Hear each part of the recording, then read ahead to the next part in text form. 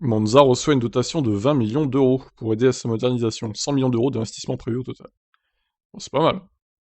Chose première chose due, le circuit de Monza bénéficiera d'une subvention gouvernementale d'investissement de 20 millions d'euros étalée sur les 2 prochaines années.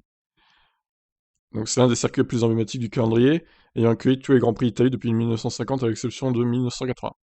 Et avec un contrat en place pour continuer à accueillir la F1 jusqu'en 2025, un financement gouvernemental a été voté juste avant Noël pour soutenir les plans visant à moderniser le circuit.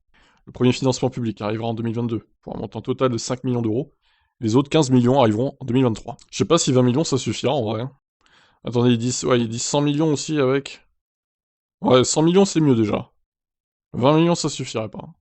Les ressources seront utilisées pour moderniser le circuit en vue de son centenaire en 2022, pour le Grand Prix de Formule 1. Disposer d'une structure d'avant-garde pour une installation qui est un symbole dans le monde entier est une carte de visite pour Monza, pour la Lombardie et pour tout le pays. Selon Giuseppe Redeali, président de la société SIAS qui gère l'installation de Monza, le financement sera également essentiel pour aider à amortir les pertes subies lors du Grand Prix 2021.